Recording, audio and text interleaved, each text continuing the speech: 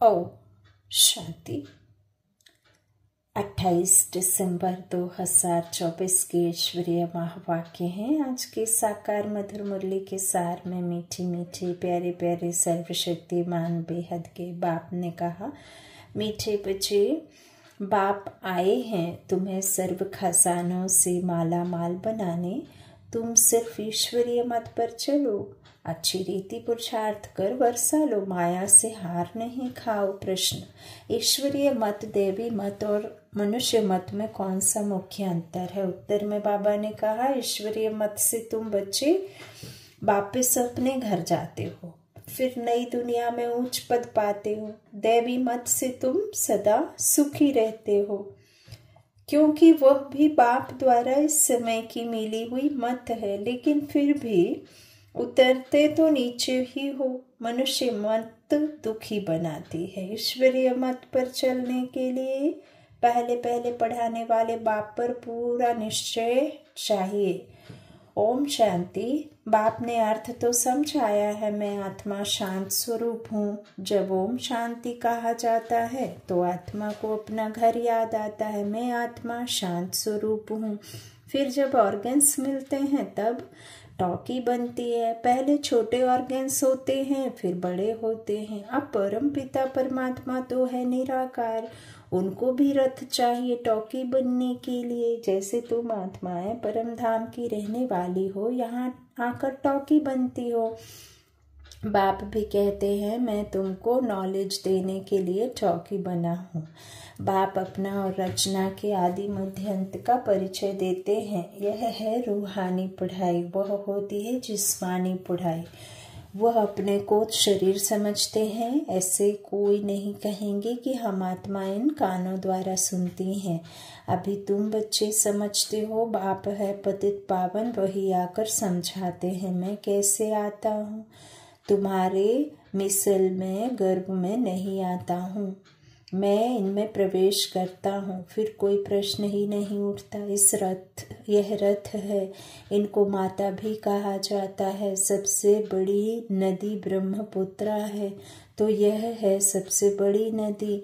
पानी की तो बात नहीं, यह है महानदी, अर्थात सबसे बड़ी ज्ञान नदी है। तो बाप आत्माओं को समझाते हैं, मैं तुम्हारा बाप हूँ।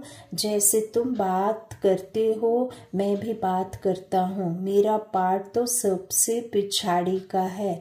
जब तुम बिल्कुल पतित बन जाते हो तब तुमको पावन बनाने के लिए आना होता है। इन लक्ष्मी नारायण को ऐसा बनाने वाला कौन? सिवाय ईश्वर के और कोई के लिए कह नहीं सकेंगे। बेहद का बाप ही स्वर्ग का मालिक बनाते होंगे ना। बाप ही ज्ञान का सागर है। वही कहते हैं, मैं इस मनुष्य सृष्टि का चैतन्य बीज हूँ। मैं आदि मध्य अंत को जानता हूँ। मैं सत्य हूँ, मैं चैतन्य हूँ। बाबा कहते हैं बीज रूप हूँ। मैं सत्य हूँ, मैं चैतन्य बीज रूप हूँ। इस सृष्टि रूपी झाड़ की मेरे में नॉलेज है। इसको सृष्टि चक्र अथवा ड्रामा कहा जाता है। यह फिरता ही रहता है। वह हद का ड्रामा 2 घंटे चलता है। इसकी रील 5000 वर्ष की है। जो टाइम पास होता जाता है 5000 वर्ष से कम होता जाता है। तो जो ड्रामा का पार्ट चलती जाता है वैसे वैसे पास होती जाती है। बाबा कहते हैं वो कुछ 1 घंटे का है, लेकिन ये 5000 वर्ष की रील है। जो टाइम पास होता जाता है 5000 वर्ष से कम होता जाता है। तुम जानते हो पहले हम देवी देवता थे, फिर आहिस्ते आहिस्ते हम क्षत्रिय कुल में आ गए। तो यह सारा राजबुद्धि में है ना। तो यह सिमरन करते रहना चाहिए। हम शुरू में पाठ बजाने आए तो किस में आए? हम सो देवी देवता थे। 1250 वर्ष राज्य किया। टाइम तो गुजरता जाता है ना, लाखों वर्ष की तो बात ही नहीं। लाखों वर्ष का तो कोई चिंतन कर भी ना सके। तुम बच्चे समझते हो हम यह देवी देवता थे, फिर पाठ बजाते वर्ष पिछाड़ी वर्ष पास करते करते अभी कितने वर्ष पास कर चुके हैं। धीरे धीरे सुख कम होता जाता है। हर एक चीज सतो प्रधान सतो रजो तमो होती है, पुरानी जरूर होती है। यह फिर है बेहद की बात। यह सब बातें अच्छी रीति बुद्धि में धारण कर फिर औरों को समझाना है। सब तो एक जैसे नहीं होते, जरूर भिन्न भिन्न रीति समझाते होंगे। चक्र समझाना सबसे सहज है। ड्रामा और झाड़ दोनों मुख्य चित्र हैं। कल्प वृक्ष नाम है ना, कल्प की आयु कितने वर्ष की है यह कोई भी नहीं जानते। मनुष्यों की अनेक मत हैं, कोई क्या कहेंगे कोई क्या कहेंगे।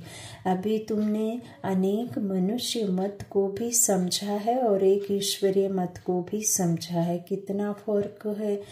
ईश्वरीय मत से तुमको फिर से नई दुनिया में जाना पड़े और कोई की भी मत से, दैवी मत व मनुष्य मत से वापस नहीं जा सकते। संसार में सिवाय परमात्मा की श्रीमत के अलावा कोई मत ठीक है ही नहीं। बाबा कहते यही मत से तुम देवी राज्य में जाते हो। तो बाबा कहते हैं वापस घर भी जाना है तो ईश्वर आए तब अपनी मत दे तभी फिर जा सकते। तो देवी मत से तुम उतरते ही हो, क्योंकि कला कम होती जाती है। आसुरी मत से भी उतरते हो, परंतु देवी मत में सुख है, आसुरी मत में दुख है। तो आसुरी मत तो रावण की है, देवी मत परमात्मा की है। देवी मत भी इस समय बाप की दी हुई है, इसलिए तुम सुखी रहते हो।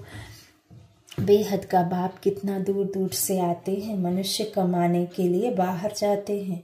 जब बहुत धन इकट्ठा होता है तो फिर आते हैं। बाप भी कहते हैं मैं तुम बच्चों के लिए बहुत खजाना ले आता हूँ, देखो, क्योंकि जानता हूँ तुमको बहुत माल दिए थे, वह सब तुमने कहाँ गंवा दिया है। तुमसे ही बात करता हूँ जिन्होंने प्रैक्टिकल में गंवाया है। 5000 वर्ष की बात तुमको याद है ना। कहते हैं हाँ बाबा, 5000 वर्ष पहले आपसे मिले थे, आपने वर्षा दिया था। अब तुमको स्मृति आई है, बरोबर बेहद के बाप से बेहद का वर्षा लिया था। बाबा आपसे नई दुनिया की राजाई का वर्षा लिया था। अच्छा फिर पुरुषार्थ करो, ऐसे नहीं कहो बाबा माया के भूत ने हमको हरा दिया। देह अभिमान के बाद ही तुम माया से हारते हो। लोभ किया, रिश्वत खाए, लाचारी की बात और है। बाबा जानते हैं लोभ के सिवाय पेट पूजा नहीं होगी, हर्जा नहीं। भल खाओ परंतु कहाँ फंस नहीं मरना, फिर तुमको ही दुख होगा। पैसा मिलेगा, खुश भी हो जाएंगे, कहाँ पुलिस ने पकड़ लिया तो जेल में जाना पड़ेगा। ऐसा काम नहीं करो, उसका फिर रेस्पॉन्सिबल मैं नहीं हूँ। पाप करते हैं तो जेल में जाते हैं, वहाँ तो जेल आदि होता नहीं। जहाँ बाबा हमें भेजते हैं तो ड्रामा के प्लान अनुसार जो कल्प पहले तुमको वर्षा मिला है, 21 जन्म लिए वैसे ही फिर लेंगे। सारी राजधानी बनती है, गरीब प्रजा साहूकार प्रजा, परंतु वहाँ दुख होता नहीं। यह बाप गारंटी करते हैं। सब एक समान तो बन ना सके, सूर्यवंशी चंद्रवंशी राजाई में सब चाहिए ना। बच्चे जानते हैं कैसे बाप हमको विश्व की राज बादशाही देते हैं। फिर हम उतरते हैं। स्मृति में आया ना, स्कूल में पढ़ाई स्मृति में रहती है ना, यहाँ भी बाप स्मृति दिलाते हैं। यह रूहानी पढ़ाई दुनिया भर में और कोई पढ़ा ना सके। गीता में भी लिखा हुआ है मन मना भव। इसको महामंत्र वशीकरण मंत्र कहते हैं, अर्थात माया पर जीत पाने का मंत्र। माया जीते जगत जीत। माया 5 विकार को कहा जाता है। रावण का चित्र बिल्कुल क्लियर है। 5 विकार स्त्री में, 5 विकार मनुष्य में। इनसे गधा अर्थात टट्टू बन जाते हैं, इसलिए ऊपर में गधे का शीश देते हैं। अभी तुम समझते हो ज्ञान बिगर हम भी ऐसे थे। बाप कितना रमणीक रीति बैठ पढ़ाते हैं, वह है सुप्रीम टीचर। उनसे जो हम पढ़ते हैं वह फिर औरों को सुनाते हैं। पहले तो पढ़ाने वाले में निश्चय कराना चाहिए। बोलो बाप ने हमको यह समझाया है, अब मानो ना मानो यह बेहद का बाप तो है ना। श्रीमत ही श्रेष्ठ बनाती है, तो श्रेष्ठ नई दुनिया भी जरूर चाहिए ना।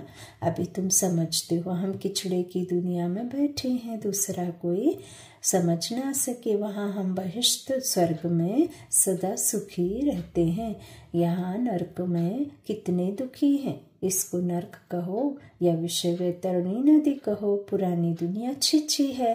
अभी तुम फील करते हो, कहाँ सतयुग स्वर्ग, कहाँ कलयुग नरक। स्वर्ग को कहा जाता है वंडर ऑफ वर्ल्ड, त्रेता को भी नहीं कहेंगे। यहाँ इस गंदी दुनिया में रहने में मनुष्यों को कितनी खुशी होती है। विष्टा के कीड़े को भ्रमरी भूं भूं कर आप समान बनाती है। तुम भी किचड़े में पड़े हुए थे, मैंने आकर भूं भूं कर तुमको कीड़े से अर्थात शूद्र से ब्राह्मण बनाया है। बाबा कहते हैं अभी तुम डबल सिरताज बनते हो तो कितनी खुशी रहनी चाहिए, पुरुषार्थ भी पूरा करना चाहिए। बेहद का बाप समझाने तो बहुत अच्छी, बहुत सहज देते हैं, दिल से लगता भी है। बाबा सच सच कहते हैं। इस समय सभी माया की दुबन में फंसे हुए हैं, बाहर का शो कितना है। बाबा समझाते हैं हम तुमको दुबन से आकर बचाते हैं, स्वर्ग में ले जाते हैं। स्वर्ग का नाम सुना हुआ है, अभी स्वर्ग तो है नहीं, सिर्फ यह चित्र है। यह स्वर्ग के मालिक कितने धनवान थे, भक्ति मार्ग में भल रोज मंदिरों में जाते थे, परंतु यह ज्ञान कुछ नहीं था। अभी तुम समझते हो भारत में यह आदि सनातन देवी देवता धर्म था, इन्हों का राज्य कब था यह किसको पता नहीं है। देवी देवता धर्म के बदले अब फिर हिंदू हिंदू कहते रहते हैं। शुरू में हिंदू महासभा का प्रेसिडेंट आया था, बोला हम भिखारी असुर हैं, अपने को देवता कैसे कहलाए। हमने कहा अच्छा आओ तो तुमको समझा, देवी देवता धर्म की स्थापना फिर से हो रही है, हम तुमको स्वर्ग का मालिक बना देंगे, बैठकर सीखो। बोला दादाजी फुर्सत कहाँ, फुर्सत नहीं तो फिर देवता कैसे बनेंगे। यह पढ़ाई है ना, बेचारे की तकदीर में नहीं था, मर गया। ऐसे भी नहीं कहेंगे कि वह कोई प्रजा में आएगा, नहीं ऐसे ही चला आया था। बाबा कहते हैं अब सुनता समझता, बाप की याद में देह छूटती तो चला जाता, लेकिन अब कहाँ गया होगा। तो बाबा कहते हैं ऐसे थोड़ी कहेंगे कि वो उस दुनिया की प्रजा में आ जाएगा, नहीं वो ऐसे ही चला आया था, सुना था वहाँ पवित्रता का ज्ञान मिलता है, परंतु सतयुग में तो आ ना सके। भले उन्होंने ऐसा समझ लिया था तो फिर भी हिंदू धर्म में ही आएंगे जो पिछाड़ी में द्वापर से आते हैं। तो तुम बच्चे समझते हो माया बड़ी प्रबल है, कोई ना कोई भूल कराती रहती है। बाबा कहते कभी कोई उल्टा सुल्टा पाप हो तो बाप को सच्ची दिल से सुनाना है। रावण की दुनिया में पाप तो होते ही रहते हैं, कहते हैं हम जन्म जन्मांतर के पापी हैं। यह किसने कहा, आत्मा कहती है। बाप के आगे या देवताओं के आगे अभी तो तुम फील करते हो बरोबर हम जन्म जन्मांतर के पापी थे। रावण राज्य में पाप जरूर किए हैं, अनेक जन्मों के पाप तो वर्णन नहीं कर सकते हो, इस जन्म का वर्णन कर सकते हो, वह सुनाने से भी हल्का हो जाएगा। सर्जन के आगे बीमारी सुनानी है, फलाने को मारा, चोरी की, इस सुनाने में लज्जा नहीं आती है, बेकार की बात सुनाने में लज्जा आती है। सर्जन से लज्जा करेंगे तो बीमारी छूटेगी कैसे, फिर अंदर दिल को खाती रहेगी, बाप को याद कर नहीं सकेंगे। सच सुनाएंगे तो याद कर सकेंगे। बाप कहते हैं मैं सर्जन तुम्हारी कितनी कितनी दवाई करता हूँ, तुम्हारी काया सदैव कंचन रहेगी। सर्जन को बताने से हल्का हो जाता है। कोई आप ही लिख देते हैं बाबा हमने जन्म जन्मांतर पाप किए हैं, पाप आत्माओं की दुनिया में परमात्मा ही बने हैं। बाबा क्या कहते, पाप आत्माओं की दुनिया में तो पुण्यात्मा बन ना सके, पाप आत्मा ही बने हैं। यहाँ मैंने गलत पढ़ दिया, माफ़ी बाबा।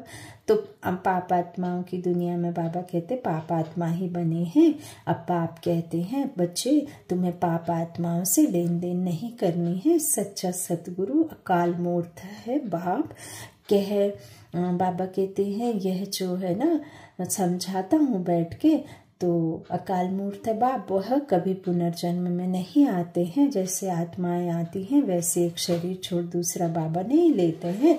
बाबा का अकाल मूर्त तो ब्रह्मा बाबा ही है, इसके तन में ही आकर बैठते हैं तख्त पर, तो उन्होंने अकाल तख्त नाम रख दिया है, परंतु अर्थ नहीं समझते हैं। बाप ने समझाया है आत्मा का यह तख्त है, शोभता भी यहाँ है, तिलक भी यहाँ ब्रकुटी में देते हैं। सोचते हैं तो मस्तक पर ही हाथ रखकर सोचते हैं, फिर कोई कहेगा करम क्यों कूट रहे हो, करम पे हाथ क्यों रखे हो, तकलीफ है क्या? तो जहाँ मंदिर में जाते हैं, टीका लगाते, बिंदी लगाते हैं, वहाँ ये आत्मा का स्थान है। तो बाबा कहते हैं यहाँ भी तिलक देते, भ्रकुटी में देते हैं ना, असल में तिलक एकदम बिंदी में सल देते हैं। अभी तुमको अपने को आप ही तिलक देना है कि मैं आत्मा बिंदी, आत्मा चैतन्य है और शरीर से न्यारी है। तो बाप को याद करते रहो, जो बहुत सर्विस करेंगे तो बड़ा महाराजा बनेंगे। नई दुनिया में पुरानी दुनिया, नई दुनिया में पुरानी दुनिया की पढ़ाई थोड़े ही पढ़ना है, तो इतनी ऊंच पढ़ाई पर फिर अटेंशन देना चाहिए। वहाँ बाबा कहते हैं यहाँ बैठते हैं तो भी कोई का बुद्धि योग अच्छा रहता है, कोई का कहाँ कहाँ चलता रहता है, चला जाता है। कोई 10 मिनट लिखते हैं, कोई 15 मिनट लिखते हैं।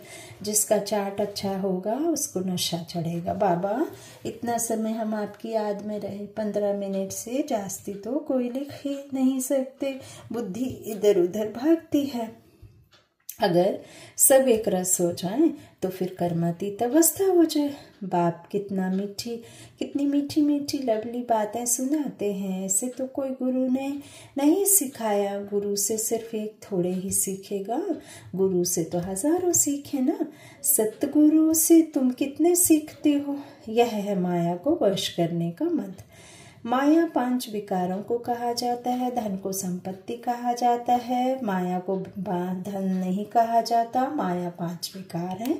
संपत्ति तो राजाओं देवताओं के पास भी थी, महाराजा महाराजाओं के पास में भी थी, लेकिन विकार नहीं थे। बाबा कहते हैं तो माया को 5 विकार कहा गया, धन नहीं, संपत्ति अलग है। तो बाबा कहते हैं लक्ष्मी नारायण के लिए कहेंगे इन्हों के पास बहुत संपत्ति है। लक्ष्मी नारायण को कभी माता पिता नहीं कहेंगे। आदिदेव आदि देवी को जगत पिता जगत अम्बा कहते हैं, जो कि यहाँ है, इनको नहीं कहेंगे। तो यह स्वर्ग के मालिक हैं। अविनाशी ज्ञान धन लेकर हम इतने धनवान बने हैं। अम्बा के पास अनेक आशाएं लेकर जाते हैं, लक्ष्मी के पास सिर्फ धन के लिए जाते हैं और कुछ नहीं। तो बड़ी कौन हुई यह किसको पता नहीं। अम्बा से क्या मिलता है, लक्ष्मी से क्या मिलता है? लक्ष्मी से सिर्फ धन मांगते हैं, अम्बा से तुमको सब कुछ मिलता है। अम्बा का नाम जास्ती है क्योंकि माताओं को दुख भी बहुत सहन करना पड़ा है, तो माताओं का नाम जास्ती होता है। अच्छा, फिर भी बाप कहते हैं बाप को याद करो तो पावन बन जाएंगे, चक्र को याद करो दैवी गुण धारण करो, बहुतों को आप समान बनाओ। गॉड फादर्स के तुम स्टूडेंट हो, कल्प पहले भी बने थे, फिर अब भी वही एम ऑब्जेक्ट है। यह है सत्यनारायण से नारायण बनने की कथा। अच्छा, मीठे मीठे सिक्के लधे बच्चों प्रति माता पिता बाप दादा का याद प्यार और गुड मॉर्निंग। रूहानी बाप की रूहानी बच्चों को नमस्ते। हम रूहानी बच्चों की रूहानी माता पिता बाप दादा को याद प्यार और गुड मॉर्निंग। शुक्रिया बाबा, शुक्रिया। धारणा के लिए मुख्य सार। पहला, बाबा ने कहा अपनी बीमारी सर्जन से कभी भी नहीं छुपानी है। माया के भूतों से स्वयं को बचाना है, अपने को राज तिलक देने के लिए सर्विस जरूर करनी है। दूसरा, स्वयं को अविनाशी ज्ञान धन से धनवान बनाना है। अब पाप आत्माओं से लेन देन नहीं करनी है, पढ़ाई पर पूरा अटेंशन देना है। वरदान, इस कल्याणकारी युग में सर्व का कल्याण करने वाले प्रकृति जीत माया जीत भाव संगम युग को कल्याणकारी युग कहा जाता है। इस युग में सदा ये स्वमान याद रहे कि मैं कल्याणकारी आत्मा हूँ, मेरा कर्तव्य है पहले स्व का कल्याण करना, फिर सर्व का कल्याण करना। मनुष्य आत्माएं तो क्या, हम प्रकृति का भी कल्याण करने वाले हैं, इसलिए प्रकृति जीत माया जीत कहलाते हैं। जब आत्मा पुरुष प्रकृति जीत बन जाती है तो प्रकृति भी सुखदायी बन जाती है। प्रकृति व माया की हलचल में आ नहीं सकती, उन्हों पर अकल्याण के वायुमंडल का प्रभाव पड़ नहीं सकता। स्लोगन: एक दूसरे के विचारों को सम्मान दो तो माननीय आत्मा बन जाएंगे। एक दूसरे के विचारों को सम्मान दो तो माननीय आत्मा बन जाएंगे। अच्छा, ओम शांति। शुक्रिया बाबा, शुक्रिया।